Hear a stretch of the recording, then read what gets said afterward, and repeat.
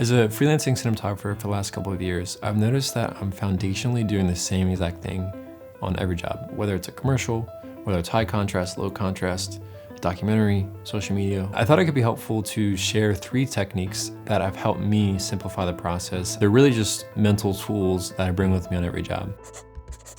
So I don't think we can properly dive into these tips without asking the question, what is cinematic lighting? At its core, what we're all trying to do as filmmakers or cinematographers, we're trying to make that 2-dimensional image feel 3-dimensional while adding to the story and also making sure it feels natural to the space or environment we've created. I added this tip, even though it's a very simple one, I'm sure you've heard it before, but it's so foundational, which is shooting shadow side. If you didn't know this beforehand, you're in for a good surprise because your images are gonna look 10 times better than they did before. What I mean by this is making sure your subject is in the middle of your camera and the main lighting source. Say you're filming a person on the beach at sunset. I feel like every filmmaker has had the shot in their career before. It's on the reel or starting out, and it's easy to make look good because the subject is in between the camera and the light. If you look at the movie Barbie, the contrast ratios are very low. Like you can very subtly see which is the shadow side, which is the key side. And when I'm saying key side, I just mean the main lighting source, or the source that's brightest lighting your main subject. Take this frame in Barbie and the same principles are applied. Barbie is looking in between the camera and the main lighting source. And the side of her face that's closest to the camera is darker than the side of her face that's farther away. And that's exactly what we mean by shooting shadow side. Once you see this, you're gonna see it in everything. In every movie you'll watch. Just remember, shoot shadow side and making sure your subject is in between the main lighting source and the camera.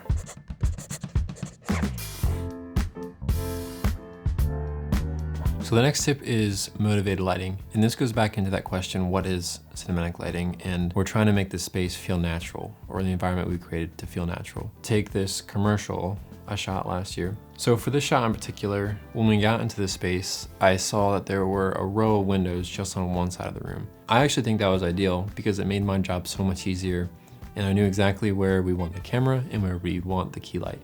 So what we did was make sure the subject was in between the light and the camera, and then our key light we made sure was on the same side of the windows because we wanted to motivate the key light from the windows. Take this shot right now. So I have an edge light hitting the back of my head right here.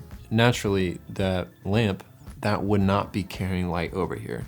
So I motivated the edge light from the lamp so it's the same color temperature, and it's giving a nice little warm little rim. If the lamp wasn't there, it might still look good, but it just wouldn't make sense and it would feel a little bit out of place. So the next technique that a lot of DPs utilize is soft lighting. It just makes everything look nicer. Like skin looks so much better. I feel like I'm always trying to have softer lights. My go-to to create soft light is to utilize the book light. A book light is pretty much this sandwich looking contraption, but it's a light source bouncing into something which is reflecting off that, and then you diffuse it. And it really just creates this nice, pleasing, soft look. And you can do this in massive setups, or you can do it in really small setups. I mean, you can do it as small as bouncing just off of a wall, off a white wall or whatever, and then diffusing.